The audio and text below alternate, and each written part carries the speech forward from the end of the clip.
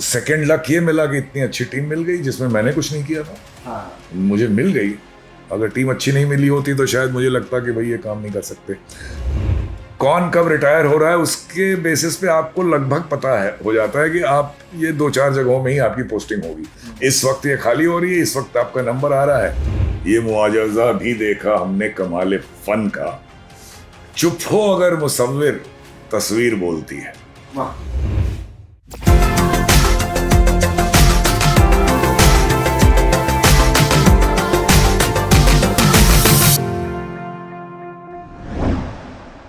आज मेरे साथ हैं श्री सुधांशु मणि जी।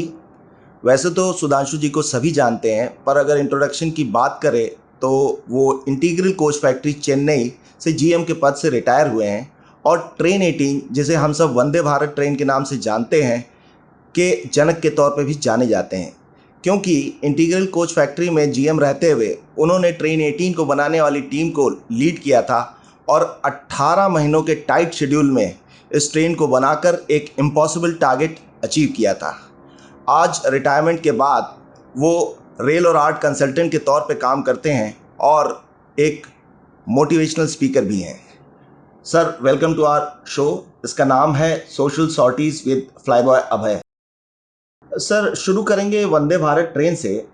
जब आपकी पोस्टिंग इंटीग्रल कोच फैक्ट्री में हुई तो क्या इस ट्रेन को बनाने की फाइल पहले से ही चल रही थी या फिर ये आइडिया आपने ही वहां जाकर के पिच किया?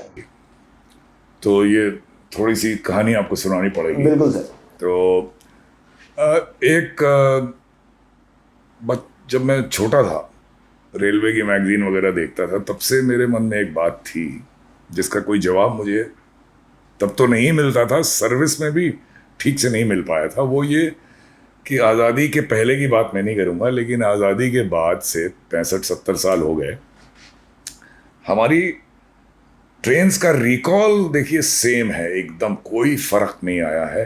केवल पहले गल्फ रेड होती थी, अब वो ब्लू हो गई हैं। कुछ एसी कोचेस नहीं होते थे, वो एसी कोचेस की टेक्नोलॉजी आ गई, जर्मन टेक्नोलॉजी आप ले आए। लेकिन एक आम भारतीय ट्रेन को अगर रिकॉल करें तो आपके मन में जो इमेज बनेगी ये वही है जो 40 साल पहले भी बनती थी। और मैगजीन्स में हम जापान की, यूरोप की और अब तो चाइना की भी ट्रेन्स देखते थे, तो हमेशा मन में आता था कि हम इतनी बड़ी कंट्री हैं, इतना बड़ा हमारा रेलवे सिस्टम है, हमारे यहाँ ऐसी ट्रेन्स क्यों नहीं है। तो 2 चीज़ें थी ये इसके कारण कि क्यों नहीं बन पाया। शायद बातचीत हम लोग करेंगे तो शायद वो सामने आया। अभी मैं इतना बोलूँगा कि वो हो नहीं पाया, और बातचीत इसकी 25 साल से चल रही थी। तो 2016 में, चूंकि अभी आपने कहा जब वहाँ आपकी पोस्टिंग हुई, तो उसके पीछे ये हुआ कि वो पोस्टिंग मेरी हुई नहीं। जब जीएम बनने का नंबर आया तो 3 जगहें खाली थी और 3 लोगों की पोस्टिंग होनी थी। तो उसमें एक साउथ वेस्टर्न रेलवे भी खाली थी, और आमतौर पे हर रेलवे अफसर एक जोनल रेलवे का जीएम बनना चाहता है, बिकॉज वो एक बड़ी फील्डम है, आपकी एम्पायर है, और एक फैक्ट्री का लिमिटेड एम्पायर है, तो वो सेकंड प्रेफरेंस पे आता है। चेयरमैन साहब के पास मैं गया, चूँकि मेरे मन में ये बात थी, और मैंने उनसे कहा कि उन्होंने सोचा होगा ये साउथ वेस्टर्न रेलवे मांगने आया है। मैंने कहा मुझे आप इंटीग्रल कोच फैक्ट्री दे दीजिए, तो वो खुश हो गए, क्योंकि उनका प्रॉब्लम सॉल्व हो गया, उनको ज़्यादा फिर सोचना नहीं था, और मेरी पोस्टिंग कर दी उन्होंने। तो जब ये मन में मेरे बात थी, और ये वहाँ पे बीच आने के 1-1.5 महीने के अंदर मैंने लोगों को जांचा परखा, फिर ये बात उठाई कि भाई एक मॉडर्न ट्रेन एस्थेटिकली भी टेक्नोलॉजिकली भी हम लोग को बनानी है, तो कैसे बन सकती है यहाँ। तो बड़ा मुझे अच्छा लगा कि वहाँ पे ऑफिसर्स और स्टाफ सब में इस बारे में बड़ा एक्साइटमेंट था। उनके एक कहा जाए कि एक बोर्डम सी नज़र आती थी कि सालों साल वही ट्रेन बनाते जा रहे हैं उनको, जबकि काफ़ी कुछ सीख चुके थे वो, और उनके सामने कोई अच्छी ट्रेन बनाने का चैलेंज किसी ने दिया नहीं था। तो ये इसमें मैंने तो कुछ नहीं किया, वो टीम मुझे मिली, बनी बनाई, और उस टीम को देख के मेरे मन में बात थी, ये फिर हम लोगों ने मिल के सोचा कि अब एक अच्छी ट्रेन हम लोग को बनानी है। सर, आपने इसमें बोला कि पोस्टिंग के लिए आप खुद गए थे, तो जब आप ये पोस्टिंग के लिए खुद जा रहे थे तो उस समय आपके दिमाग में कुछ पहले से ही चल रहा था कि कुछ रिटायरमेंट से पहले कुछ एक्स्ट्रा अचीव कर लिया जाए, या फिर जैसा कि आपने कहा आप केवल चेयरमैन साहब की दुविधा दूर करने गए नहीं थे? नहीं, बिल्कुल भी नहीं। देखिए, सरकार में लोग कहते हैं कि घोड़े गधे सब एक साथ चलते हैं, तो कौन घोड़ा कौन गधा इसमें नहीं जाऊंगा मैं। मुझे पता था कि मुझे कोई हादसा ना हो जाए अगर, तो जीएम बनना है और लगभग इस समय बनना है। कौन कब रिटायर हो रहा है उसके बेसिस पे आपको लगभग पता है, हो जाता है कि आप ये 2-4 जगहों में ही आपकी पोस्टिंग होगी। इस वक्त ये खाली हो रही है, इस वक्त आपका नंबर आ रहा है, तो पोस्टिंग होने के कोई 4-5 महीने पहले से मुझे पता था कि ICF is one of the places where I can get posted, और मैं अपना मन बना रहा था कि वो जब मौका आएगा तो मैं ICF मांगूंगा। और ICF मांगने के पीछे 2 कारण थे। एक तो एज इट इज़ इंजीनियरिंग और ये डिज़ाइन वगैरह में मेरा इंटरेस्ट ज़्यादा रहा है। RDSO में और DLW में और डिज़ाइन में काफ़ी काम किया है मैंने, वो एक फैक्टर था। और उससे बड़ा फैक्टर ये था कि भाई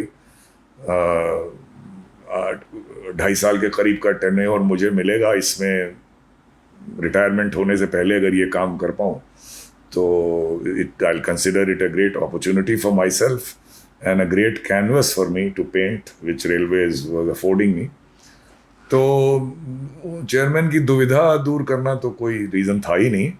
ये मुझे मालूम था कि चूंकि मैं साउथ वेस्टर्न रेलवे नहीं मांग रहा हूँ, बड़ा जोन है, तो चेयरमैन साहब को आसानी हो जाएगी मुझे पोस्ट करने में।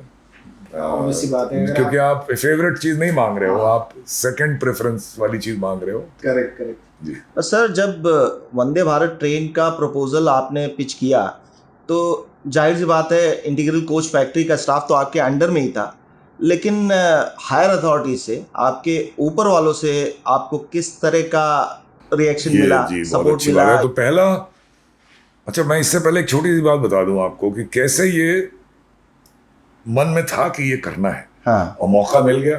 देखिए, लक बहुत काम करता है। हाँ हाँ सेकंड लक ये मिला कि इतनी अच्छी टीम मिल गई जिसमें मैंने कुछ नहीं किया था, हाँ मुझे मिल गई।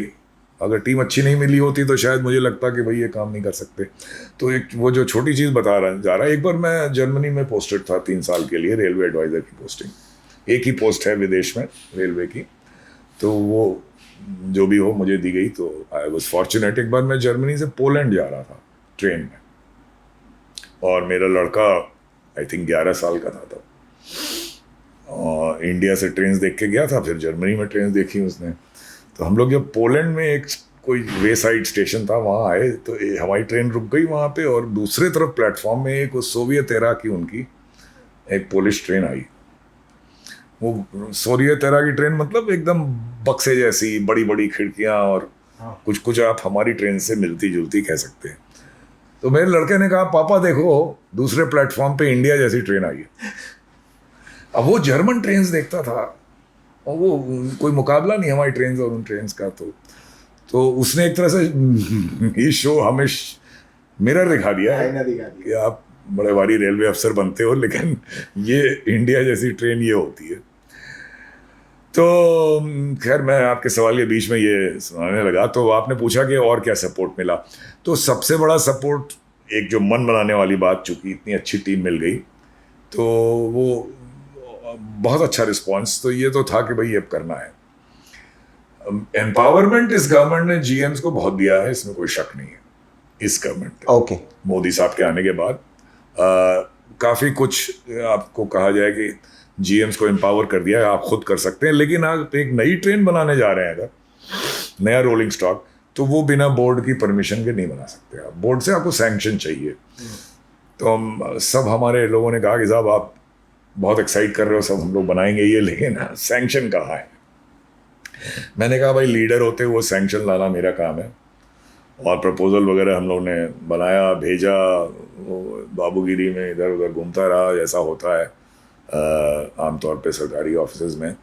पर उससे भी ज़्यादा जो मैं जब पिच करने गया, तो मैंने देखा अनफॉर्चुनेटली कि मेरे जो मतलब जो कलीग थे, बोर्ड मेंबर्स, उनके नीचे और अफसर, सब में कई तरह के इसको लेके ओपिनियंस थी। कुछ ने समझा कि मैं मतलब I am just spinning a yarn, ये पब्लिसिटी ढूंढ रहे हैं, बननी तो है नहीं। कुछ में शायद जेलसी थी, कुछ में ये था कि ये बना सकते नहीं है, ये बननी भी नहीं चाहिए, इंपोर्ट होनी चाहिए। शायद ही एक दो अफसर रहे होंगे जो ये समझते थे कि हाँ ये होना चाहिए। तो ये सैंक्शन मिलना जो है बहुत मुश्किल हो रहा था। चेयरमैन रेलवे बोर्ड एक मित्तल साहब थे, वो मरहूम नहीं रहे, गॉड ब्लेस हिज सोल। वो मैं उनके साथ काम कर चुका था, मैं उनके पास गया, मैंने कहा कि साहब ये बनानी है, आप क्या समझते हो, हम लोग बना लेंगे। तो बोले हाँ मुझे लगता है ICF तुम बना लोगे। तो मैंने कहा अब सैंक्शन तो नहीं मिल रहा है। बोले मैं क्या करूँ, ये बाकी बोर्ड मेंबर्स हैं ये मुझे करने नहीं दे रहे। तो मैंने उनसे दो बात कही कि साहब अब देखिए, आप 200-200 300-300 अफसरों में एक चेयरमैन बनता है, आप चेयरमैन बने हो और आप समझते हो कोई काम होना चाहिए और हो सकता है, और आप बोर्ड मेंबर्स के कहने पे नहीं करो, तो सर ये तो कोई बात नहीं हुई। फिर मैंने कहा कि ये बात है मार्च एंड 2017 की, मुझे पोस्टिंग हुए 4-5 महीने हुए थे, बाकी प्रिपरेटरी काम ही चल रहा था, काम शुरू नहीं हुआ था।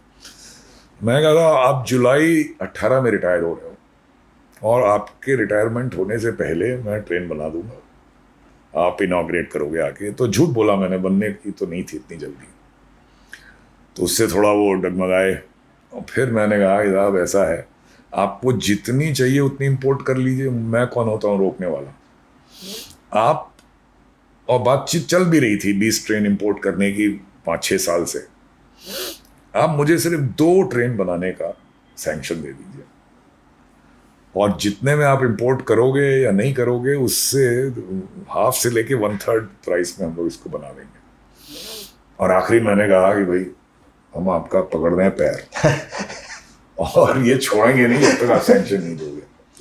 और इसी के साथ मैं जब कभी कभी बात करता हूँ तो ये कहता हूँ लोगों को, देखिए वैनिटी जो है सब में होती है, आप में, हम में, सब में है, बिना वैनिटी के कोई नहीं है। लेकिन आप लीडरशिप रोल में अगर हो खास तौर से, तो आप अपनी वैनिटी खुद मार लीजिए इससे पहले कि कल कोई और वो मार दे। तो वो पैर पकड़ना एक ये सिर्फ सिंबॉलिज्म ही नहीं है, ये फैक्चुअली बोला था मैंने, लेकिन इसमें सिंबॉलिज्म ये है कि वैनिटी किल करिए, और उसका असर हुआ। ये दिल्ली की बात है, बोल बोल के मैं अपना फ्लाइट पकड़ के चेन्नई आ गया, और मैं चेन्नई पहुंचा हूँ, एयरपोर्ट पे मुझे सेक्रेटरी का फ़ोन आया कि साहब एक चिट्ठी आ गई है बोर्ड से कि 2 ट्रेन आपको बनानी है। तो ये कहानी थी इसकी। सर अभी बीच में आपने बोला कि इस तरह की ट्रेन को इंपोर्ट करने की बात पहले से ही चल रही थी, तो हम जानना चाहेंगे अपने दर्शकों के लिए कि जो ट्रेन इंपोर्ट होने वाली थी और जो ट्रेन आपने बनाई उसमें कॉस्ट में किस तरह का फ़र्क था?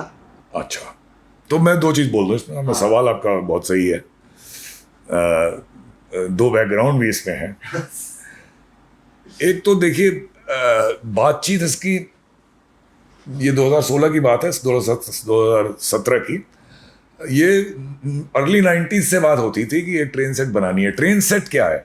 ट्रेन सेट यानी कि इसमें कोई इंजन नहीं होगा, लोकोमोटिव नहीं होगा, सिर्फ कोचेज होंगी, एंड में 2 कैब रहेंगे, और सारी जो एरिया है ऊपर वो केवल पैसेंजर्स के लिए होगी। उनको एमिनिटीज दें, जितना आपको ट्रेन चलाने के लिए इक्विपमेंट है, जो एयर कंडीशनिंग का है, लाइटिंग का जो भी है, सब आप फ्लोर के नीचे लगाएंगे और पूरी ट्रेन में लगा देंगे आप।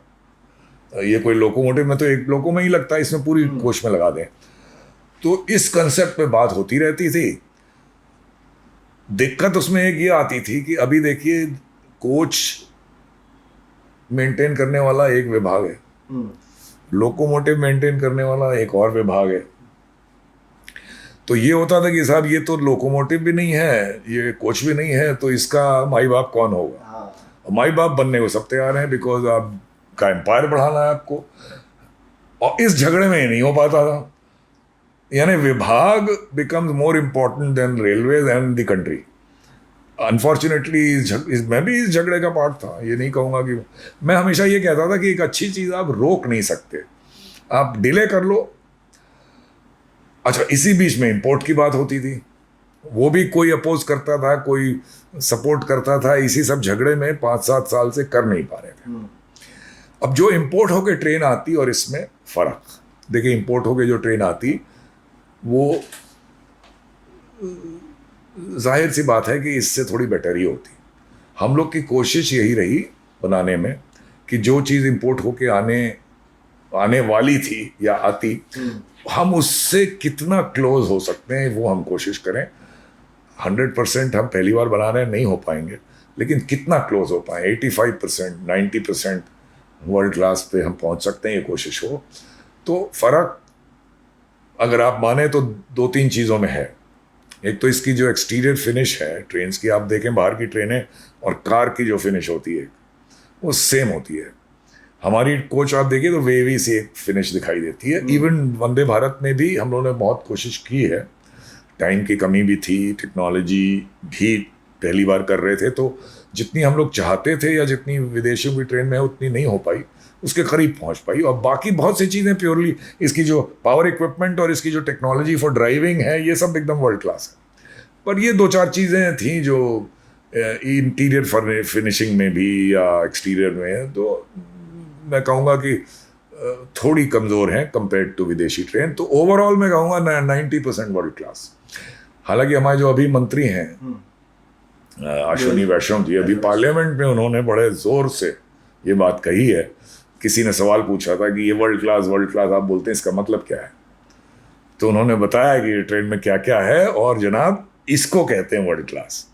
तो ये खैर उनका व्यू है वो सराखों पे, लेकिन मुझसे कोई पूछे तो मैं कहूँगा ये नियर वर्ल्ड क्लास थी, यानी सर 90%। यहाँ पे मैं आपको थोड़ा सा रोक के पूछना चाहूँगा कि इंडिया में जो ये लोकल ट्रेन्स चलती हैं या फिर शॉर्ट डिस्टेंस ट्रेन्स चलती हैं छोटी 100-150 किलोमीटर के लिए, जिन्हें ईएमयू भी कहते हैं, वो भी करीब करीब इसी कॉन्सेप्ट पे हैं, बेसिकली इलेक्ट्रिकल मल्टीपल यूनिट्स।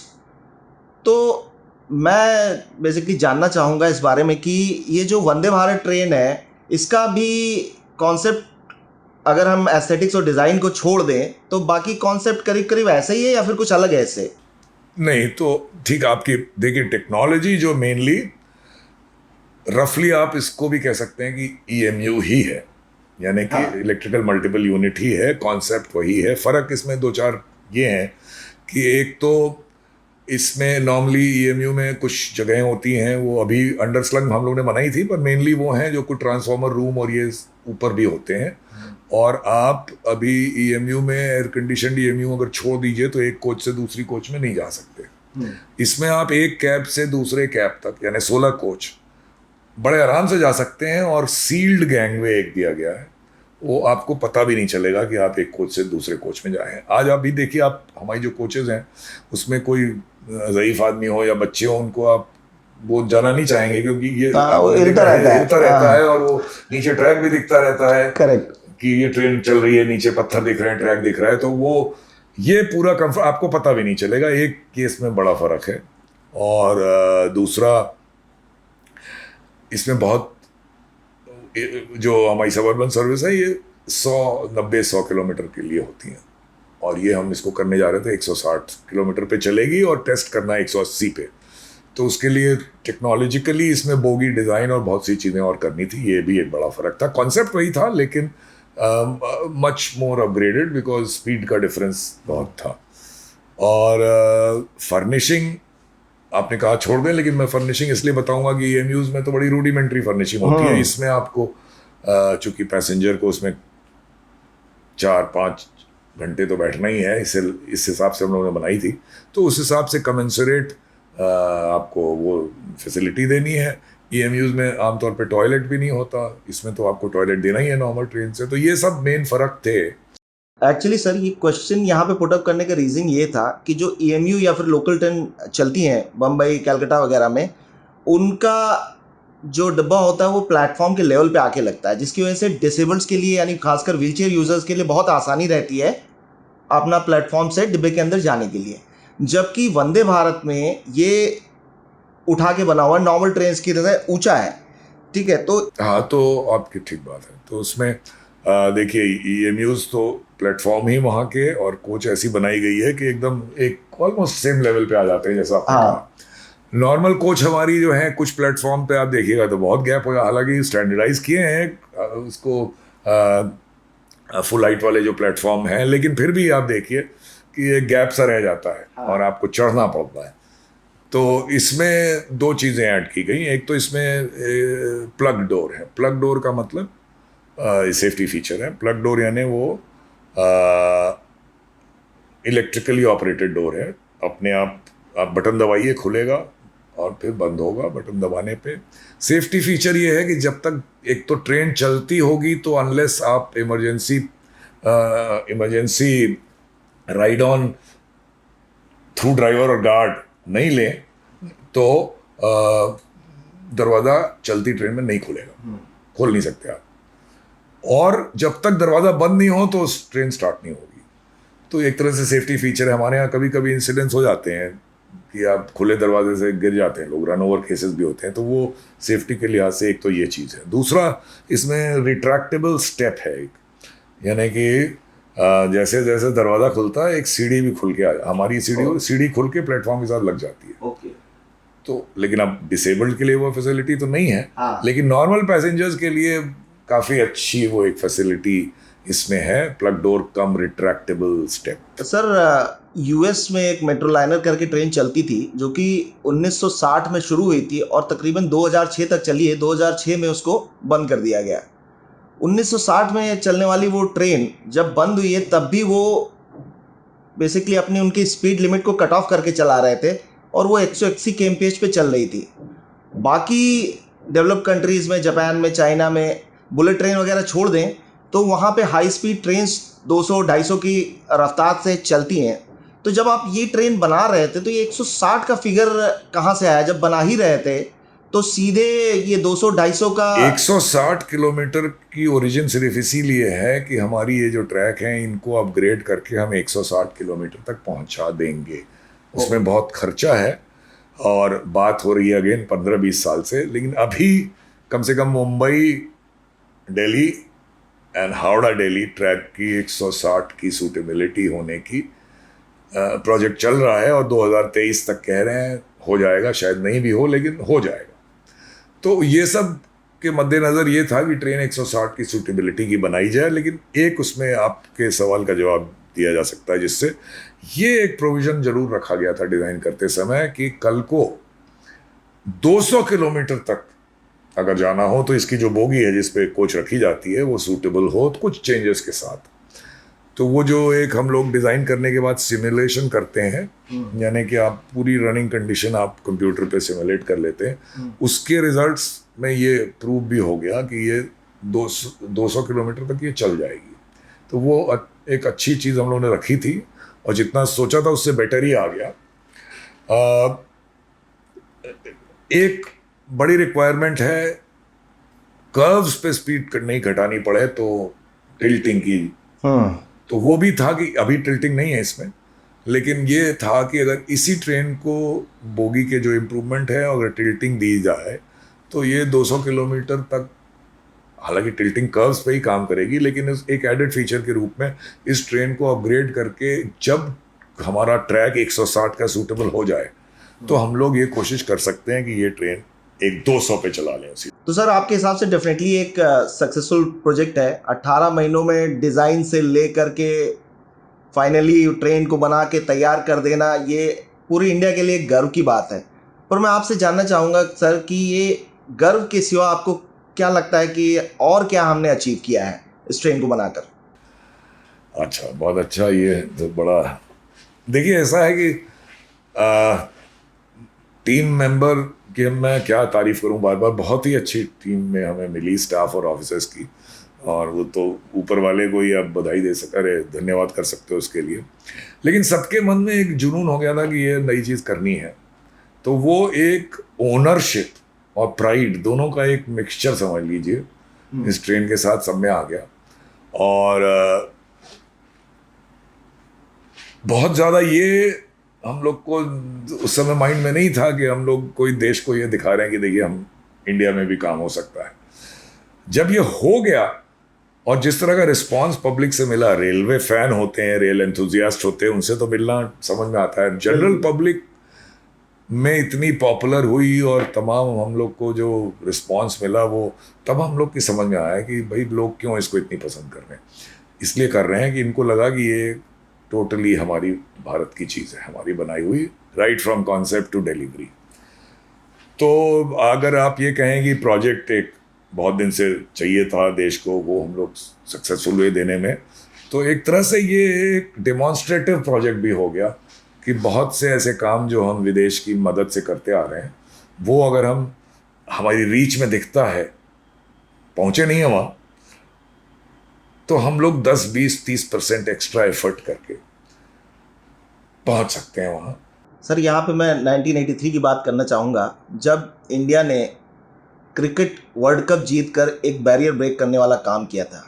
उससे पहले तक दुनिया इंडिया को अंडरडॉग की तरह मान रही थी। उस वर्ल्ड कप में किसी को नहीं उम्मीद थी कि इंडिया वर्ल्ड कप जीत पाएगी।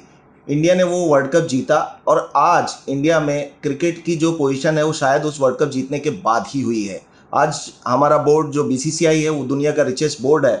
क्रिकेट में हम लीड कर रहे हैं। तो जो ये बैरियर ब्रेक करने वाले मैंने बात करी, आपको लगता है कि ये वंदे भारत बनाकर या फिर ये वंदे भारत का बनना रेलवे के लिए वो 83 मोमेंट आप है? जब कह रहे हैं तो मुझे लग रहा है कि इससे अच्छा एग्जाम्पल शायद मिलेगा नहीं, क्योंकि मुझे भी याद आ गया 83 से पहले शायद वेस्ट इंडीज़ का टूर था और एक वनडे वहाँ हम लोग जीत गए थे, बर्बीस या किसी जगह में। तो सारा ये था कि भाई इंडिया वेस्ट इंडीज़ से जीत गया वेस्ट इंडीज़ में। हाँ। और ये तो फ्रीक है, बहुत अच्छा है जीत गए, लेकिन ठीक है, इसका ये मतलब नहीं कि इंडिया वर्ल्ड कप में कुछ कर सकता है। और फिर एक मैच बाय मैच क्या हुआ सब सारा देश जानता है। और वो जो एक अनथिंकेबल सी चीज़ उस टीम ने करके दिखाई, तो खैर वो तो बहुत बड़ी चीज़ थी। और मैं ऐसा इसलिए कह रहा हूँ कि बैरियर ब्रेक हुआ है क्योंकि हम इतने सालों से एक जैसी ट्रेन देखने के आदी हो गए थे। जो ट्रेन 1960 की पिक्चरों में देख रहे थे, वैसी ट्रेन शाहरुख खान जब छैया छैया में नाच रहे थे तो वो भी वैसी ट्रेन थी। शायद उससे पहले, आज़ादी से पहले चंद्रशेखर आज़ाद ने जो ट्रेन काकोरी कांड में लूटी थी, वो ट्रेन भी ऐसी ही थी, इंजन वगैरह बस चेंज हुआ होगा। तो बैरियर तो एक ब्रेक हुआ है। पर वहीं से क्रिकेट से अगर हम इंस्पिरेशन लेके आगे चलें तो 83 के बाद इंडिया ने वर्ल्ड कप दोबारा शायद 2011 में आकर के जीता है। और वैसे ही कुछ रेलवे भी कर रही है क्योंकि 2018 में 2 ट्रेन बनने के बाद आज हम 2022 में बैठे हुए हैं। उसके बाद तीसरी ट्रेन अभी तक नहीं निकल पाई। वादे बहुत हुई, बहुत अनाउंसमेंट हुई, लेकिन ट्रेन नहीं निकली। तो ऐसा क्या हुआ कि ये 4 सालों में एक भी ट्रेन नहीं बनी? तो मैं बताता हूँ इसमें। आज मेरे को एक रेल फैन ने एक फोटो भेजी, भेजते रहते हैं लोग, ये कुछ मुझे मज़ा आ गया उस, तो मैंने ट्वीट कर दिया उसको। उसमें 1853 या 54 जब रेलवे शुरू हुई थी, याद नहीं मुझे, वो वाली ट्रेन थी और नीचे लिखा था 2018 और वंदे भारत थी। तो मैंने उसको ट्वीट कर दिया कि भाई ये मेरे पास आई है। अब 2022 में इस रेल फैन को कोई एक नई चीज़ लगाने का मौका मिलना चाहिए, मुझे ऐसी उम्मीद है, तो शायद मौका मिलेगा। तो आपने ठीक कहा, एक लेट डाउन सा हुआ और उसके बहुत से रीज़न है, तो उस नेगेटिविटी की हम बात नहीं करते। डेफिनेटली जी, अब हम बात ये करते हैं कि प्राइम मिनिस्टर कभी ट्रेन की बात करते हैं, तो हमारे प्राइम मिनिस्टर 5-7 बार इस ट्रेन की बात कर, और इसको कहते हैं ये एस्पिरेशनल इंडिया का साइन है। तो उन्होंने समझ तो लिया है क्या है, बाकी कुछ लोगों की वजह से नहीं हुआ, वो छोड़ा जाए। तो उन्होंने कहा 75 वीक में 75 ट्रेन बनेंगी 15 अगस्त 2021 में। उस पर ही लोगों ने कहा कैसे होगी, तो मैंने भी यही कहा कि भाई 75 हफ्ते में बने या 150 हफ्ते में बने, ये बात नहीं है। प्राइम मिनिस्टर ने ये बात कही है, अब ये बनेगी कैसे बनेगी इस पे ध्यान दो। ये कोई ज़रूरी नहीं है 75 हफ्ते में ही बना दें। 2.5 साल से, उस समय 2.5 साल से नहीं बनी है। और उसके बाद उन्होंने ऐसा कहा, ये बड़ी इंपॉर्टेंट बात है। फिर अब बजट में फाइनेंस मिनिस्टर ने 400 ट्रेन की बात कर दी। तो ये सब एक पॉजिटिव साइंस हैं। और मुझे जो लगता है, तो चूंकि हम पुरानी बातें नहीं कर रहे हैं कि क्यों नहीं बनी, मुझे जो लगता है अप्रैल में निकलनी थी 2 और ट्रेन, ऐसा लगता है जून तक 2 निकलेंगी। चलिए सर, हम भी उम्मीद करते हैं कि वंदे भारत जैसी ट्रेनें ज़्यादा से ज़्यादा बने और देश का हर व्यक्ति अच्छी ट्रेनों में सफ़र कर सके। जैसे कि हम देख ही रहे हैं, एयरलाइन इंडस्ट्री ने काफ़ी प्रोग्रेस करी है। एक ज़माने में बाई एयर ट्रैवल करना केवल अमीरों के बस की बात थी। आज काफ़ी लोगों की हद में, रीच में एयर ट्रैवल आ गया, उस हिसाब से काफ़ी अफोर्डेबल हो गया है। लेकिन ट्रेन जो है वो मासेस का ट्रैवल मीडियम है, और हम लोग सब जानते हैं कि जनरल क्लास के कोचेस में और हमारे डिसेबिलिटी कोचेस में लोग किस तरह से सफ़र करते हैं। तो वैसे ही ट्रेन्स के जो लग्जरी कोचेस या फिर एसी कोचेस वगैरह हैं, उनमें आम जन क्या सफ़र कर पाएगा? ये होना क्या मुमकिन लगता है आपको? डेवलपमेंट सिर्फ बड़ी फैक्ट्रीज, बड़े 5 स्टार होटल्स, बड़े आपकी शहरों को आप स्मार्ट सिटी और चमकाने, सिर्फ उससे डेवलप कंट्री नहीं बन सकते आप। डेवलप कंट्री हर चीज़ हर तरफ से होना चाहिए। करेक्ट। तो उसके लिए ज़रूरी है कि आप, जिसको गरीब तबका बोलते हैं, वो आप गरीब डिक्लेयर करके उसको कहते हैं कि भाई ये तो 5 ही रुपए में जाएगा, मान लिया आपकी बात, लेकिन आप उसको ले कैसे जाते हो? आप ये तो नहीं कह सकते ना कि भाई तुम्हारी कोई डिग्निटी नहीं है, 5 रुपए वाले हो तुमको जो है, हम बोलना नहीं चाहिए लेकिन ये इसमें सच्चाई है इसलिए बोलने बुराई नहीं है, तुमको जानवरों की तरह ले जाएंगे ट्रेन में। हमारे देश में यही हो रहा है। तो ये एक दिन में नहीं बदलेगा, लेकिन हमने क्या मन बनाया है कि 15 साल बाद या 10 साल बाद हर नागरिक, गरीब अमीर जो है, कम से कम एक डिग्निटी के साथ ट्रैवल करे। तो अगर आप ये कहोगे ये कैसे होगा, वो 5 रुपए वाला कैसे डिग्निटी, तो ये नहीं, ये गलत है। आप कहोगे हाँ ये होना है, अब ये कैसे होना है आपको सोचना है, उसके तमाम तरीके निकलेंगे। तो आपकी बात मैं ये सपोर्ट करते हुए कहता हूँ कि मेरे हिसाब से 2035 में एक सन मान लीजिए, 12 साल में हर भारतीय डिग्निटी के साथ एयर कंडीशन कंफर्ट में ट्रैवल करे। ये मुझे लगता है पॉसिबल है और ये होना चाहिए। यहाँ मैं थोड़ा ऐड करना चाहूँगा कि जब मोदी जी 15 अगस्त को लाल किले से बोलते हैं कुछ भी, तो वो देश को एक दिशा देते हैं। जो प्राइम मिनिस्टर हैं वो, जब वो दिशा देते हैं तो इसका मतलब ये नहीं कि अब सब काम वही करेंगे। वो एक कलेक्टिव एफर्ट होता है, देश में सारे तबके को, जनमानस को भी, और खासकर अधिकारियों को, नेताओं को, मंत्रियों को, सबको मिल करके काम करना होगा, तभी ये मुमकिन हो पाएगा। और जब बुलेट ट्रेन की बात हुई तो बहुत लोगों ने कहा कि बहुत महंगा प्रोजेक्ट है, हो नहीं सकता, पॉसिबल ही नहीं है, गरीबों के अगेंस्ट में है, किराया बहुत महंगा होगा, ऐसे कई तरह के ज्ञान दिए गए। पर चूंकि आप एक्सपर्ट हो, आप इस रेलवे के सिस्टम के अंदर से हो, तो क्या आपको लगता है कि इंडिया को हाई स्पीड ट्रेनों की ज़रूरत है? हाँ, तो देखिए, इसका जवाब इस तरह से समझिए कि सारा डेवलप्ड वर्ल्ड और even some middle income countries like even Vietnam, Indonesia, Morocco, Turkey, even Mexico, इन सब के पास आज हाई स्पीड ट्रेन या तो है या प्रोजेक्ट है। एक्सेप्शन है सिर्फ यूएसए, जिसमें आप बता रहे थे वो मेट्रो लाइनर की स्पीड वो 220 तक की बात कर रहे हैं, लेकिन उनके पास वो 300 वाली ट्रेन नहीं है ना, वो उन्होंने कोई प्रोजेक्ट लिया है। वो आप रीज़न समझ रहे हैं। वहाँ पे जैसे हाईवेज हैं और जैसा कार पे चलने की वो है, वो वहाँ पे उनको लगता है कि हाई स्पीड ट्रेन भी आ जाएगी तो लोग अपना खुद ही ड्राइव करेंगे। तो वो एक एक्सेप्शन है, उससे हमको कंपेयर नहीं करना चाहिए। तो मैं तो सिर्फ यही कहता रहा हूँ लोगों से, बड़ा ही नॉन टेक्निकल सा मेरा एक ओपिनियन रहा है कि ये इतने सारे देश, इन सब ने 1, 10, 20, 25, चाइना को छोड़ दीजिए तो आधी कंट्री, पूरी उनकी पूरी कंट्री कवर ली, इन्होंने हाई स्पीड ट्रेन बनाई है। तो इंडिया कौन सा एक्सेप्शन है, हम क्यों नहीं बनाएंगे? तो मैं इससे पहले कि ज़रूरत है कि नहीं मैं इसमें जाऊँगा, इतनी बड़ी कंट्री है और आपके रेलवे सिस्टम की एक वैल्यू, आप कहते हो कि 3rd 4th लार्जेस्ट नेटवर्क है, एक भी हाई स्पीड ट्रेन नहीं होना गलत है। आप तो ज़रूरी है कि आप कम से कम 2 या 3 सेक्शंस हाई स्पीड ट्रेन बनाएं। और जैसे मुंबई अहमदाबाद बन रहा है, कम से कम मेरे ख्याल से कम से कम 1 या मेरे ख्याल से 2 और बनाइए आप, ऐसे ही 500-700 किलोमीटर की। अब उसके बाद आप सारे डिबेट शुरू करिए, उससे पहले नहीं। अभी तमाम आपको डिबेट मिल जाएंगे कि बड़ा महंगा है, कॉमन मैन नहीं चल पाएगा, इतना पैसा कहीं और लगा दो, ये सब तो हर प्रोजेक्ट के साथ लोग बोल सकते हैं। ये बना लीजिए, उसके बाद आप अच्छे से इवैल्यूएट करिए कि ये इस पे इकोनॉमी में कितना असर पड़ता है। और केवल ये बात नहीं है कि ये आप टिकट अफोर्ड कर सकते हैं कि नहीं। आप देखिए इन्वायरमेंट के लिए कितना अच्छा है, आप on the way townships develop करके सिटी को डीकंजेस्ट कर सकते हैं। तो केवल रेलवे के रिटर्न्स की बात नहीं है, इकोनॉमिक बेनिफिट भी वे डाउन, आप उसको इवेल्युएट करिए और फिर अगर एक लगता है कि ये बेनिफिशियल है तो और बनाइए, लेकिन कम से कम 2-3 तो ज़रूर बनाना चाहिए। सर इंडिया में अभी तक हम लोग high speed train, normal electric train की बात कर रहे हैं, मतलब बनी तो सेमी हाई स्पीड ट्रेन ही है, हाई स्पीड तो बनी भी नहीं है। लेकिन आप अगर देखें तो और कई कंट्रीज़ में हाइड्रोजन फ्यूल सेल्स, हाइपरलूप की बात हो रही है। इतना बड़ा देश है हमारा, इतना बड़ा हमारा रेलवे है, तो ऐसा क्यों कि एक के बाद एक काम होगा, एक साथ हम कई प्रोजेक्ट्स पे काम क्यों नहीं कर सकते? क्या लगता है आपको, इसके लिए कौन जिम्मेदार है, सिस्टम या फिर हमारी सोच? तो कम से कम अब मैं कोई सरकार की तारीफ तो करने बैठा नहीं हूँ यहाँ, लेकिन आप ये देखिए कि 2014 से पहले कोई 20 साल डिबेट हुआ इस पे।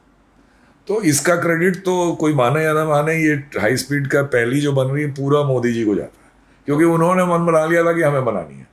अब वो जो भी उनकी सोच रही हो या नहीं रही हो, तो ये भी एक बड़ी बात है कि एक प्राइम मिनिस्टर के थ्रस्ट से ही बनी। और शायद हाँ, वो सोच आपकी जैसी ही है कि होना चाहिए। तो वो तो और लेकिन इतने ब्यूरोक्रेट्स, इतने पॉलिटिशियंस, कोई किसी को ये किसी ने थ्रस्ट नहीं दिया जो इन्होंने। और जब प्राइम मिनिस्टर थ्रस्ट देगा तो होना ही है प्रोजेक्ट। तो अब अभी बहुत सारे अब इस समय उल्टा हो रहा है। इस समय कम से कम 10-15 जगह बनाने की बातें हो रही हैं और सर्वे चल रहे हैं, और ये वो भी थोड़ा गलत है। मुझे लगता है 2 और बनाइए, क्योंकि देखिए ये प्रोजेक्ट भी आपका डिले हो गया सरकार के झगड़ों में। महाराष्ट्र और गुजरात का झगड़ा हो गया, ये वो 2027 की बात कर रहे हैं आप, जबकि 2023 में हो जानी थी। तो 2 और बनाइए और उसके बाद वो करिए। तो इसका जो शुरू हुआ, ये तो श्रेय पूरा जाता मोदी जी को ही है। सर हमें लगता है, हमें मतलब जनरल पब्लिक को लगता है कि इंडिया का जो फाइनेंशियली वीकर सेक्शन है, या फिर आप कह दीजिए लेबर क्लास है, वो बहुत मेहनती है। और शायद उसका कारण है कि वहाँ लोग भी बहुत ज़्यादा हैं। पर एक दूसरा तबका है जो कि ऊपर बैठा हुआ, जो कि काम कराता है, काम कराने वाले लोग हैं, कहीं ना कहीं वो लैग कर रहे हैं, जिसकी वजह से इंडिया का जो पोटेंशियल है, जो लेबर फोर्स का पोटेंशियल, वो ठीक से हार्नेस नहीं हो पाता है। आप क्या सोचते हैं इस बारे में? पूरी सच्चाई है, और इसमें 2 चीज़ें हैं। एक तो जो आपने कही कि सारे प्रॉब्लम जो हैं किसी फैक्ट्री के हों, कंट्री के हों, सोसाइटी के हों, ये मानिए या ना मानिए, ये लीडरशिप से रिलेटेड होते हैं, मैनेजमेंट से रिलेटेड होते हैं। हम लोग ब्लेम करते हैं फैक्ट्री में फॉर एग्जांपल वर्कर्स को। Most of the problems are related to management and leadership. तो ये वो तो बात जो आप कह रहे हैं, मैं पूरी तरह 100% इससे सहमत हूँ। और दूसरा, कॉम्प्लेक्स प्रॉब्लम के भी सिंपल सोल्यूशन होते हैं। हम लोग क्या प्रॉब्लम ये है कि हम सिंपल प्रॉब्लम के भी कॉम्प्लेक्स सोल्यूशन खोज लाते हैं। तो मैं तो 100% एग्री कर रहा हूँ आपसे। सर थोड़ा रेलवे के वर्क कल्चर पे बात कर लेते हैं। दुनिया का 10वां सबसे बड़ा एम्प्लॉयर है रेलवे, 13-14 लाख एम्प्लॉयज़ हैं रेलवे के पास, और कई तरीक़ों से नेशनल बिल्डिंग में सपोर्ट करता है रेलवे, स्पोर्ट्स को सपोर्ट करता है। एक तरह से देखा जाए तो नेशनल इंटीग्रेशन का सिंबल है इंडियन रेलवेज़। अगर पिछले साल का ही डेटा उठाया जाए तो ऑलमोस्ट वर्ल्ड पॉपुलेशन भर के पैसेंजर रेलवे ने इधर से उधर से किए हैं, या फ्रीट की तो हम बात ही नहीं कर सकते। इतनी एफिशिएंट ऑर्गेनाइजेशन होने के बावजूद ये जो अपग्रेडेशन वाला पार्ट है, इतने सालों से ये अपग्रेडेशन वाला पार्ट डिले क्यों हो रहा है? कहीं ना कहीं सिस्टम जिम्मेदार है इसकी वजह से। और अब जब से मोदी जी आए हैं, वो जो लाल किले पे खड़े होके कहते हैं, कुछ ना कुछ तो पब्लिक को अफेक्ट करता है, जिसकी वजह से ये सब हो पा रहा है। देखिए, कुछ तो अफेक्ट करती है। इसमें इंडिविजुअली आप या मैं क्या ओपिनियन रखते हैं, हमारी आपकी ओपिनियन शायद नहीं अफेक्ट करे, लेकिन मैंने जो देखा है, जिनका एक बहुत से लोग हैं जो प्राइम मिनिस्टर की बात से काफ़ी इन्फ्लुएंस होते हैं, और वो छोटा मोटा नंबर नहीं है, बहुत बड़ा नंबर है। तो और वो उनकी somehow belief in prime minister में है, तो कुछ तो उन्होंने किया है जिससे है, तो और इंस्पिरेशनल है, तो उसको डिनाई नहीं किया जा सकता। हम उनकी बात से एग्री करें नहीं करें, हम अपॉलिटिकल होने की कोशिश करें, लेकिन मोदी जी का इंस्पिरेशनल इफेक्ट तो थोड़ा है। इसको नहीं deny सर किया। कई जगह मैंने सुना है और जाहिर सी बात देखा भी है कि इंटीग्रल कोच फैक्ट्री को आपने अपने रहते हुए कार्बन नेगेटिव कर दिया था। तो थोड़ा लेमैन टर्म्स में समझाएंगे कि ये कार्बन नेगेटिव होता क्या है और ये करने का क्या सरकार की तरफ से कोई अच्छा जी, आदेश आया था या आपका अपना देखिए, इनिशिएटिव था? आमतौर पे जो पावर हम यूज कर रहे हैं ये कोई फॉसिल फ्यूल में ही इसका ओरिजिन है, हाइड्रो पावर बहुत कम ही है।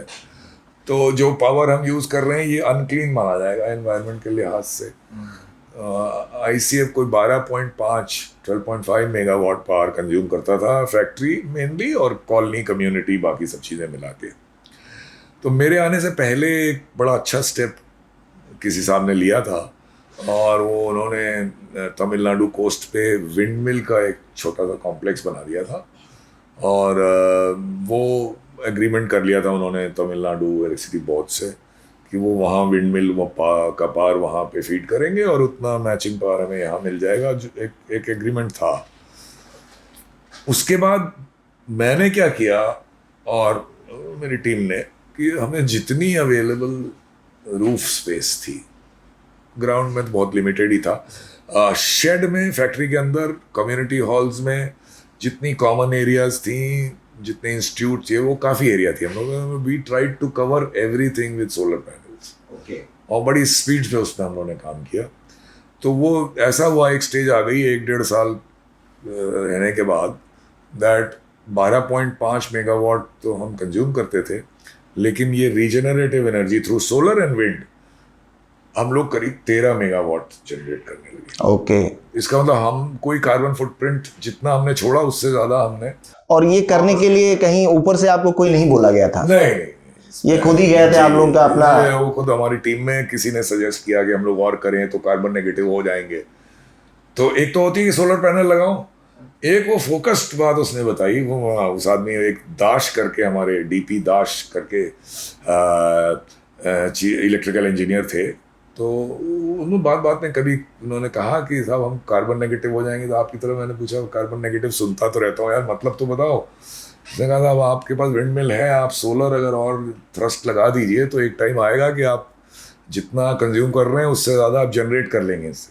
मैंने कहा अच्छा ये पॉसिबल है, कैलकुलेशन वगैरह में दिखाया कितना लग जाएगा। फिर मैं पीछे पड़ गया, मैंने कहा अब ये करना ही है। तो ये इसकी ओरिजिन थी, किसी ने कहा नहीं था, लेकिन नीचे से आई आइडिया और हम लोग कर पाए इसको। सर ये जो आपका वंदे भारत का प्रोजेक्ट था वो डेफिनेटली रेलवेज के लिए एक टर्निंग पॉइंट था, पर उससे पहले अगर देखें तो इंडिपेंडेंस के बाद आपको लगता है आपके रहते हुए और आपके रेलवे ज्वाइन करने से पहले भी और क्या टर्निंग पॉइंट्स रहे हैं रेलवेज के लिए? तो अगर मैं 2-3 बताऊं, हाँ, जो मेरे हिसाब से बड़े उससे ज्यादा हम important लोगों को दिखते भी नहीं है। थे। एक तो देखिए 1969 में राजधानी एक्सप्रेस शुरू हुई थी। उस समय हाई स्पीड ट्रेन दुनिया में 1960s में शुरू हुई जापान में। तो वो तो शुरुआत ही उन्होंने की 280 किलोमीटर वगैरह से। लेकिन जो भी है, हम 110 किलोमीटर पे फंसे हुए थे तब। 130 किलोमीटर की ट्रेन 120 से शुरू हुई, बाद में 130। ये और एक नया कॉन्सेप्ट के साथ, उसकी लिवरी जो कहते हैं, उसका लुक और सब कुछ ये इंट्रोड्यूस हुआ। तो ये एक उस समय एक बड़ा आइकॉन इंडियन रेलवेज के लिए बना, राजधानी। और ऐसा नहीं कि सिर्फ इंडिया के लिए, उस समय का जो वर्ल्ड रेलवेज की टेक्नोलॉजी थी उसमें भी एक अचीवमेंट माना गया इसको। तो मैं कहूँगा एक ट्रेन्स को नया लुक देने का अटेम्प्ट जो पहला वही हुआ, उसको हम कैश नहीं कर पाए। राजधानी आज भी वही है जहाँ थी। जी, तो वो एक टर्निंग पॉइंट माना जाएगा, जो टर्निंग पॉइंट था ज़रूर, लेकिन उस टर्निंग पॉइंट में हम 50 साल हो गए हम। तो अच्छा, दूसरा फिर टर्निंग पॉइंट अगर मानिए तो एक तो था थोड़ा सा फ्रेट से रिलेटेड है, जनरल पब्लिक उसमें कम इंटरेस्टेड होगा। एक गुजराल साहब चेयरमैन थे रेलवे के अर्ली 80s में। उन्होंने ये कहा था कि भाई ये बीच बीच में हम लोग कुछ देर गए, फिर शंट किया, एक वैगन निकाला, 2 वैगन जोड़ा। इस कंसेप्ट से निकलो, हम लोग थ्रू ट्रेन चलाएंगे लंबी लंबी और खूब माल ढोएंगे, और मेन कमोडिटीज ही बल्क कमोडिटीज, यानी कि कोयला हो गया, सीमेंट हो गया, फूड ग्रेन हो गया, स्टील, यही कैरी करेंगे। और आप गए, एक वैगन आपने बुक कर दी, 2 इन्होंने, उसको जोड़ के हमने ट्रेन बनाई, ये नहीं करेंगे। उससे रेलवेज का माल ढुलाई का आंकड़ा बहुत बढ़ गया, वो एक मान सकते हैं। बाद में सिंधिया साहब जब मंत्री थे तो उन्होंने दो बड़े काम किए माधवराव सिंधिया की जी। बात करें। एक तो उन्होंने ये पैसेंजर रिजर्वेशन सिस्टम शुरू किया, ये एक रेवोल्यूशन था। आप लोग बहुत छोटे रहे होंगे तब, लेकिन पहले रिटर्न जर्नी का रिजर्वेशन कंफर्म करना पहाड़ होता था। एक टेलीग्राम जाता था, आपको कुछ पता नहीं होता था कि रिटर्न जर्नी में आपके पास बर्थ है कि नहीं है। और अगर आपका टेलीग्राम नहीं पहुंचा और उसने बाबू ने कह दिया नहीं पहुंचा तो नहीं पहुंचा, फिर आप टीटी के रेमो करम पे हैं। तो ये एक रिवोल्यूशन था। और उस समय तो एयरलाइंस में भी ऐसा अच्छा टिकटिंग अरेंजमेंट नहीं था, तो वो बहुत बड़ा काम एक किया उन्होंने, करवाया। और दूसरा उन्होंने थोड़ा बहुत राजधानी से मिलता जुलता, जिसको हम फिर नहीं कैच कर पाए, वो शताब्दी की शुरुआत की। 140 किलोमीटर पे ले गए ट्रेन को। पहली शताब्दी कौन सी चली, शायद दिल्ली भोपाल पहली चली थी या दिल्ली लखनऊ को, अब मुझे याद नहीं है, जो भी, शायद दिल्ली भोपाल थी जी। तो वो भी एक टर्निंग पॉइंट था। और इसके अलावा एक और टर्निंग पॉइंट है, वो टर्निंग पॉइंट नहीं है, वो एक टर्निंग नंबर ऑफ ईयर्स हैं जो शायद आप लोग को पता भी ना हो ठीक से, वो बता देना ज़रूरी है। पर उसमें रेलवे का कोई क्रेडिट नहीं है, रेलवे ने किया है सुप्रीम कोर्ट के डंडे की वजह से। और वो ये था कि 2010 तक, 2012 तक, 10 तक समझ लें, आपकी टॉयलेट का जो भी डिस्चार्ज होता था सब ट्रैक में जाता था। और प्लेटफॉर्म स्टेशन में भी वहाँ जाता था। तो आपको याद होगा, आप जब ट्रेन पकड़ने जाते थे तो आप ट्रैक की तरफ देखना आपको नहीं अच्छा लगता था, बिकॉज वो सुप्रीम कोर्ट ने कहा कि अब आप ये नहीं कर सकते, ये एनवायरनमेंट के लिए तो गड़बड़ है ही और अनहाइजीनिक तो है ही, और मतलब ये एक मॉडर्न सिस्टम। तब रेलवे ने उसमें काम वाम किया, बहुत दिन से कर भी रहे थे, जो करते करते ये अभी 1-2 साल हो गया कि वो कंप्लीटली एलिमिनेट हो गया है। वो वहीं पे बायो टैंक रहता है ट्रेन में, और नीचे कुछ नहीं फेंका जाता। सर, आपके बारे में कहा जाता है कि आर्ट्स को लेकर आप काफ़ी संजीदा हैं, और सुना है कि आपने आर्ट्स को बहुत यूज़ किया है अपनी टीम को मोटिवेट करने के लिए। तो कुछ बताएंगे कि आइडिया आपको कहाँ से आया और क्या कुछ फ़ायदा मिला इससे आपको? एक गालिब साहब का शेर है कि ये मुआजजा भी, मतलब उसको क्या कहेंगे, मिरेकल, ये मुआजजा भी देखा हमने कमाले फन का, चुप हो अगर मुसव्विर तस्वीर बोलती है। वाह। और एक उन्हीं का है शायद ये एक और, कि नक्श को अपने मुसव्विर पे भी क्या क्या नाज हैं। नक्श को, नक्श या इमेज या पेंटिंग समझ लीजिए, नक्श को अपने मुसव्विर पे भी क्या क्या नाज हैं, खींचता है जिस कदर उतना ही खिंचता जाए। तो ये आर्ट की एक बड़ी वो है कि जो एक्सप्रेशन है without speaking through the brush, unparalleled expression है। और ये हम लोग इसमें फंस जाते हैं कि यार ये क्या बनाया, समझ में नहीं आ रहा। आर्ट को अप्रिशिएट करने के लिए सब कुछ समझने की ज़रूरत नहीं है। जो आपके सामने है आप उसको अपने दिल से कनेक्ट करिए और आपको समझ में आ जाएगा क्या कहना चाह रहा है। और शायद आर्टिस्ट कुछ और कहना चाह रहा हो, आप कुछ और समझ गए, ये भी पॉसिबल है। तो ये आर्ट इतना बड़ा मीडियम है। तो मैंने शुरुआत की थी बैंगलोर डिवीज़न में, फॉर्मली इंटरेस्ट तो था ही मुझे। जब हमने वहाँ स्टेशन पे हम ले आए वहाँ के फेमस आर्टिस्ट को और प्लेटफॉर्म पे ही उनको बैठा दिया, कैनवस वगैरह दे के, और उनसे कहा कि भाई आप आज दिन भर है आपके पास, कल भी है, पेंटिंग बनाइए। लाजमी है कि आप प्लेटफॉर्म पे होंगे तो वहाँ पे जो कुछ दिख रहा है वही बनाएंगे। तो उस तरह ये बहुत ही ज़बरदस्त, बड़े अच्छे एक्सप्रेसिव आर्ट्स पैदा हुए। फिर कई बार हम लोगों ने कराया। बैंगलोर स्टेशन पे पहली आर्ट गैलरी, स्टेशन की पहली आर्ट गैलरी वो खुली, अब तो शायद 2-4 जगह और भी है। तो वो तब मैंने देखा कि ये बड़ा पावरफुल मीडियम है।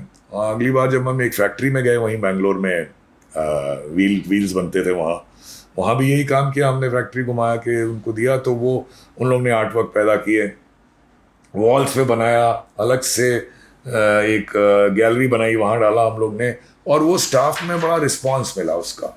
तो मैंने देखा कि इसका apart from connection with the human mind, एक बड़ा मोटिवेटिंग टाइप का भी इसका इन्फ्लुएंस है टीम वर्क का।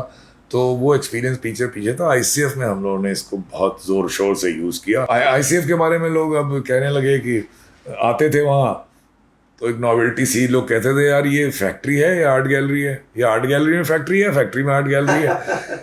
लेकिन जो मेन अंडरलाइंग वो था कि स्टाफ ने भी बनाई और आर्टिस्ट ने आके वहाँ बनाई, लेकिन सबका रिस्पॉन्स एक बड़ा पॉजिटिव सा था कि ये साहब सुबह सुबह आके इसको देखते हैं तो एक एनवायरनमेंट अच्छा पैदा होता है, एक वाइब्स बड़े अच्छे हैं, तो ये रीज़न था मेनली। सर 2016 में एक एक्ट पास हुआ था, rights for persons with disability act 2016, जिसे RPWD एक्ट कहते हैं, जिसके तहत गवर्नमेंट ने सारे सरकारी महकमों को मैंडेट किया था कि वो अपने प्रेमाइसेस और सर्विसेज को दिव्यांग्स के लिए एक्सेसिबल बनाए, सब तरह की डिसेबिलिटी के लिए।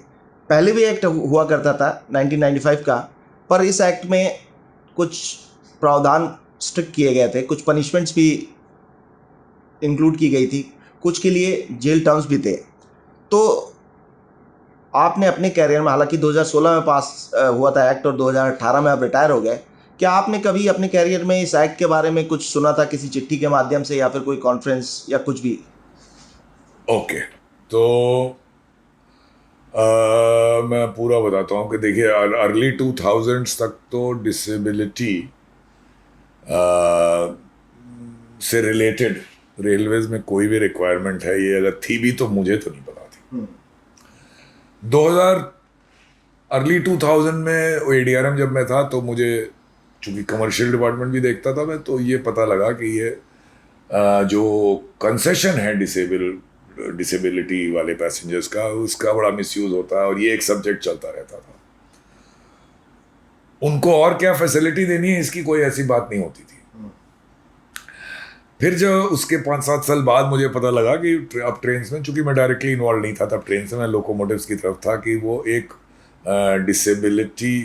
डिसेबल पैसेंजर्स के लिए एक अलग कोच, उसका भी पार्ट ऑफ द कोच बनाया गया है और लगना शुरू हो गया है एंड ऑल दैट। वो एक आध देखा भी मुझे, तो मैं पहला रिएक्शन तो मेरा था कि इसमें है क्या, तो लोगों ने टॉयलेट दिखाया वहाँ, वो रेल लगी है, मतलब उसमें कुछ ऐसा स्पेशली कुछ किया गया वो बहुत ज़्यादा नहीं था। वो एक मुझे लगा खाना पूरी जैसा किया गया। बिल्कुल स्पेसिफिक उसी समय मुझे पता चला कि ये कोई, हालांकि 2016 के पहले की बात है, पिछला एक्ट जो रहा होगा उसी के तहत कि ये मैंडेट हो गया, ये बनाना ही है। उसके बाद एग्जैक्टली ये एक्ट आप बता रहे हैं 2016 में आया, यानी मेरे ज्वाइन करने के जस्ट पहले आया हुआ है, जस्ट बाद में, तो मुझे स्पेसिफिक टू दैट एक्ट मुझे नहीं कोई नॉलेज थी, झूठ नहीं बोलूँगा। लेकिन ये मेरे माइंड में पुराना था कि ये डिसेबिलिटी के नाम पे बना रखा है आपने, तो ये इसमें आप ना व्हील चेयर कायदे से लोड करने की कोई फैसिलिटी दे रहे हो, ना आप ग्राउंड पे प्लेटफॉर्म पे है, ना ट्रेन में है, तो उसका तो एक ही ऑप्शन है कि तीन लोग मिल के व्हील चेयर उठा के बैठाएं, और उसमें आप व्हील चेयर के साथ जो उसके फैमिली मेम्बर्स और हैं जो डिसेबल्ड नहीं है वो चल सकते हैं कि नहीं, ये क्लैरिटी नहीं है। हमें बोला गया साहब नहीं चल सकते। तो एक मन में बस मेरे था कि ये मैंडेटेड है, लेकिन खाना पूरी की तरह किया गया और इसको इम्प्रूव करना है। तो मैंने वो रेगुलर कोच में, तब ये था कि रेगुलर कोच की डिज़ाइन चेंज आपको RDSO से क्लियर कराने रहती थी, तो वो तो RDSO के एम्बिट में चला गया। आप उसी के अंदर जो थोड़ा बहुत चेंज कर ले वो सब कोशिश की हम लोग ने, लेकिन ट्रेन 18 चूँकि प्योरली ICF की डिज़ाइन थी और RDSO का हस्तक्षेप था नहीं उसमें, तो इसमें मैंने अपने चीफ डिज़ाइन इंजीनियर से कहा था कि भाई इसमें कम से कम वो तो मीट करो ठीक से। तो उसने कोशिश की और उसमें 2-3 इम्प्रूवमेंट की। एक तो देखिए टॉयलेट काफ़ी डिसेबल फ्रेंडली है और उसमें बहुत सी स्पेस दी है व्हील चेयर स्टोरेज की और अदर चीज़ें। एक चीज़ जो हम लोग नहीं कर पाए वो था कि कोई रैंप, जो रिट्रैक्टेबल रैंप या इस टाइप की चीज़ जिससे व्हील चेयर पे पैसेंजर आसानी से चढ़ चुके कोच में, वो हम लोग के पास वक्त नहीं था, वो नहीं कर पाए हम लोग। एक coach to prove the design हम लोग ने बनाई, उसमें रिट्रैक्टेबल रैंप था, दरवाज़ा खुलता था, रैंप बाहर आता था, व्हील चेयर लोड होती थी, लिफ्ट होती थी, अंदर जाती थी, दरवाज़ा बंद होता था, ये पूरा उसमें इंतज़ाम था। वो कोच हम लोगों ने निकाली और वो चली। मैं रिटायर हो गया। उसके बाद मुझे पता चला कि वो सेंसिटिविटी नहीं है लोगों में इस सब्जेक्ट पे। मैंडेट एक्ट के थ्रू है, पॉलिटिकल कोई प्रेशर नहीं है करने का, और फिर एग्जीक्यूटिव्स तो फिर उतना ही करना चाहते हैं ना जितना करने का। तो वो लोगों ने कहा इसमें टाइम बहुत लगता है, गार्ड को आके बटन दबानी पड़ती है, फिर वो खुलता है, बहुत वक्त लगता है, और ये वो प्रोजेक्ट वो बंद हो गया। सर, सर्विस में रहते हुए अपने जॉब पीरियड में आपने कभी डिसेबिलिटी, एक्सेसिबिलिटी जैसी चीज़ों के बारे में सुना? इस इशू के बारे में कभी कोई बात हुई? इतनी जगह आप पोस्टेड रहे होंगे, सीनियर पोस्ट पे रहे होंगे, तो डिसेबिलिटी, सेंसिटाइजेशन, इन चीज़ों पे कोई लेक्चर हुआ हो कभी, या फिर मिनिस्ट्री की तरफ से, रिलेटेड डिपार्टमेंट्स की तरफ से आपके पास कोई चिट्ठी आई हो कि इस पे कुछ काम करना है? क्योंकि डिसेबिलिटी कोटा तो काफ़ी समय से रहा है, तो कुछ डिसेबल्ड एम्प्लॉयज़ तो आपके साथ भी रहते ही होंगे। हाँ, नहीं, दो चीज़ें हैं, तो I must give credit where it's due instead of criticising. एक तो हैंडीकैप कोटा का जो एम्प्लॉयमेंट का जो भी गवर्नमेंट का कोटा है, इस वक्त मुझे याद नहीं है, उसको फुलफिल करने के लिए प्रेशर आता रहता था। आप उसको मतलब बच के नहीं निकलना।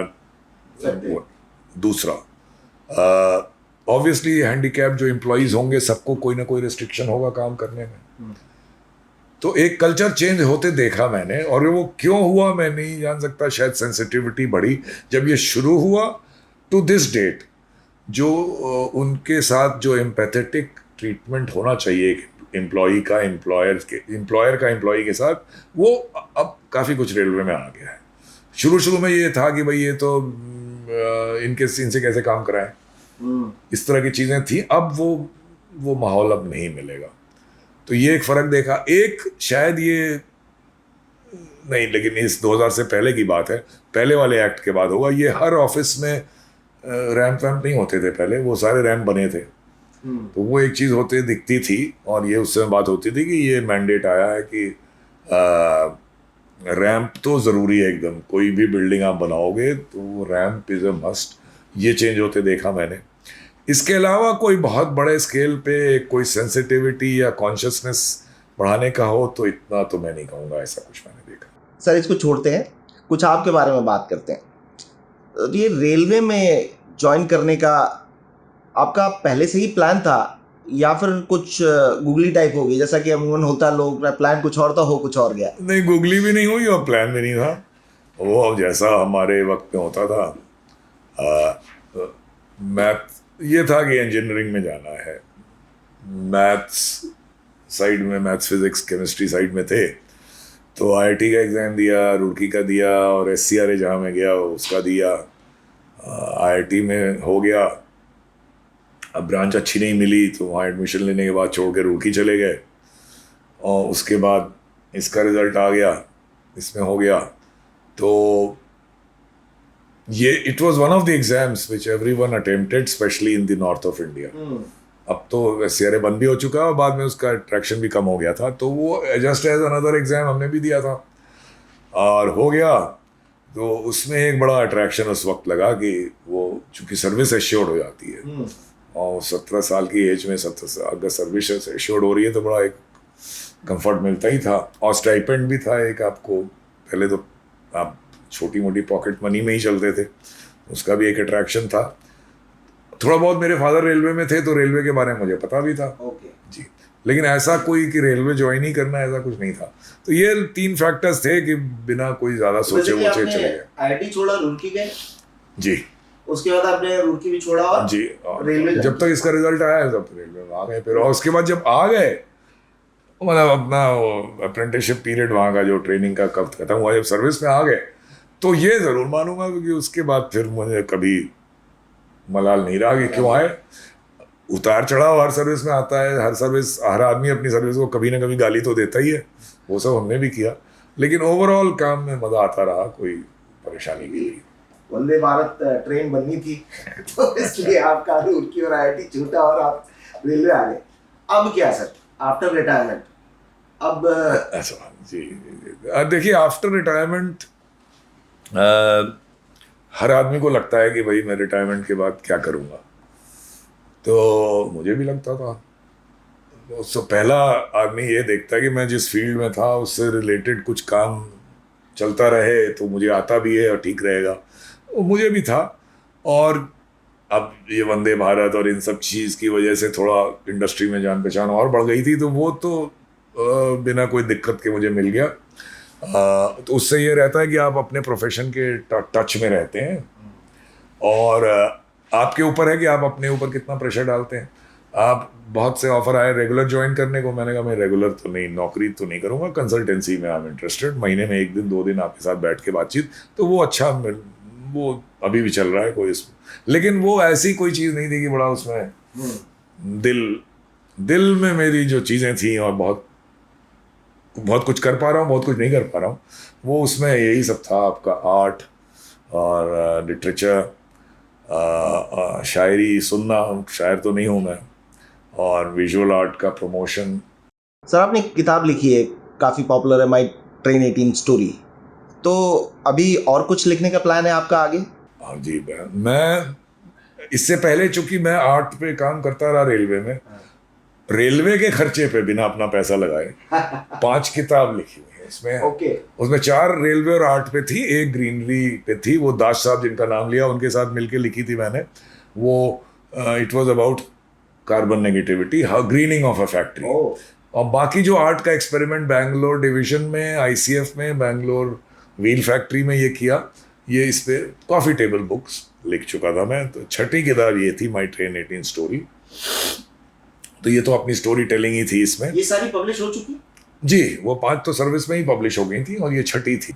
तो वो इसको लिखने में चूंकि ये थोड़ा ज़्यादा दिल वाली बात थी, और नेगेटिविटी जिसकी हम लोग ने बात नहीं की थी वो सब भी आ गया था, कितना लिखा जाए कितना नहीं लिखा जाए, ये सब सवाल थे। तो कोशिश की कि बहुत नेगेटिविटी की बात ना करें, थोड़ी बहुत तो आई ही होगी उसमें, लेकिन पॉजिटिव एनर्जी कैसे हुआ ये लिखने का एक आनंद आया। और तो अब उसके बाद एक पुराना, मतलब कैसे पैदा हुआ सडनली, बात करते करते, एक शायरी का शौक है मुझे। कोई बहुत फॉर्मल एजुकेशन ज़ीरो है, तो पहले मैंने हमारे मित्र हैं, उनका यूट्यूब चैनल चलता है व्यूज़ का, उन्होंने कहा कुछ करो, तो मैंने कहा मैं व्यूज़ में कहाँ मैं जाऊँगा, पॉलिटिकल बात, मुझे साइड लेना मुश्किल है मेरे लिए, लेकिन मैं उर्दू पे कोई प्रोग्राम शुरू करूँ।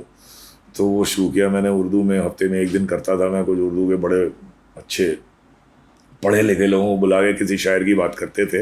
वो 1-1.5 साल वो चला, कोविड और ये सब थोड़ा बंद हो गया था इधर, लेकिन उससे ये पैदा हुआ कि गालिब तो पढ़ते ही थे, एक इंटरेस्ट पता नहीं कहाँ, ब्लॉग वगैरह लिखते लिखते ये हुआ कि गालिब और शेक्सपियर का कंपैरिजन कर लिया जाए। तो जैसे ये गालिब का शेर लिखा, और फिर हमने कहा कि यार अपनी मेमोरी से या अदरवाइज कंप्लीट वर्क्स उठा के देखो कि इससे मिलता जुलता अंग्रेज गालिब ने क्या कहा है।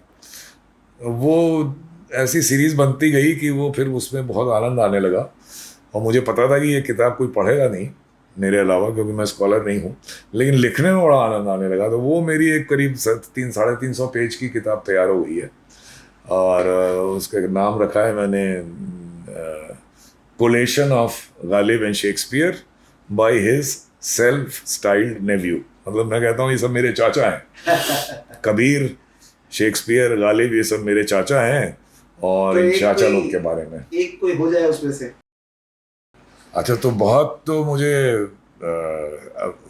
लिखना अलग बात है, याद नहीं है, लेकिन अब आप बोल रहे हैं तो मुझे एक सामने जहन में आ रहा है कि गालिब का एक शेर है कि इश्क पर जोर नहीं, और ये इश्क पर जोर नहीं एक पिक्चर भी बनी थी, वो गालिब के इस शेर से ही उठाई हुई है।